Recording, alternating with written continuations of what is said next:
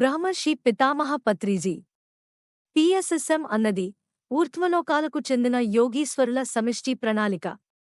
ప్రతి ఆత్మకు ఎన్నెన్నో జన్మలు, ఎన్నెన్నో జీవితాలు, మరి ఎన్నెన్నో భిన్న భిన్న అనుభవాలు. ఈ జన్మలన్నీ ఆత్మవతభివృద్ధి కోసమే అని తెలుసుకుని ఉన్న తత్వమే బుద్ధత్వం. సకల జన్మలలోని దుఃఖాలు మన ఎంపికలే, సుఖాలు మన ఎంపికలే, నష్టాలు మన ఎంపికలే, లాభాలు మన ఎంపికలే. ఆత్మ యొక్క భిన్న భిన్న కోణాల అభివృద్ధి కోసమే ఈ ఎంపికలన్నీ. ఇలా జన్మలన్నీ మన ఎంపికలే అని చెప్పేదే ఆధ్యాత్మిక విజ్ఞాన శాస్త్రం, అంటే స్పిరిచువల్ సైన్స్. అంతా మన మంచికే, అంతా అందరి మంచికే.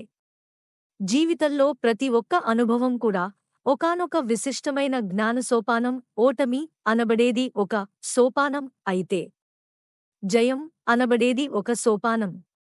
అంతా మన మంచికే, అంతా అందరి మంచికే. అయితే ఒక్కటి మాత్రం మంచిది కాదు. అదే మూగజీవులను చంపి తినడం, అమూల్యమైన ప్రాణికోటి యొక్క దారుణ హత్యలు, పక్షిజాతి పట్టి పరగ హింసలు బెట్టి కుక్షి నిన్నకూడు కూరుటకును వండి తినెడివాడు వసుధ చండాలుడు అన్నాడు వేమన. ఏ జీవులను పట్టుకూటికే చంపరాదు, మరి స్వంత ప్రాణాన్ని కూడా ఆత్మహత్య ద్వారా హరింపచేసుకోరాదు. జీవితం అన్నది విస్తారంగా సుఖాలు దుఃఖాలు లాభాలు నష్టాలు అన్నవాటితో కూడినది. మరి దుఃఖాలలో నష్టాలలో ఉన్నప్పుడు సహనం అనే గుణంతో కూడి ఉండాలి. లాభాలలో సుఖాలలో ఉన్నప్పుడు ఔదార్యం అనే గుణంతో కూడి ఉండాలి. సహనమౌదార్యం అన్న రెండు మహాసుగుణాలతో సదా కూడి ఉన్నప్పుడు జన్మలన్నీ మన మంచికే, మరి జన్మలన్నీ అందరి మంచికే అని అనుభవపూర్వకంగా తెలుస్తుంది. అందరికీ జీవితశాస్త్రాన్ని సువిదితం చేసేదే ఈ మౌలిక ఆత్మవిజ్ఞాన శాస్త్రం.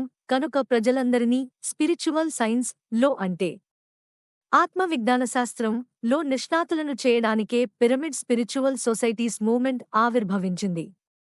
పిఎస్ఎస్ఎం అన్నది దివ్యలోకాల నుంచి భువికి దిగివచ్చిన ఒక మహావతరణ.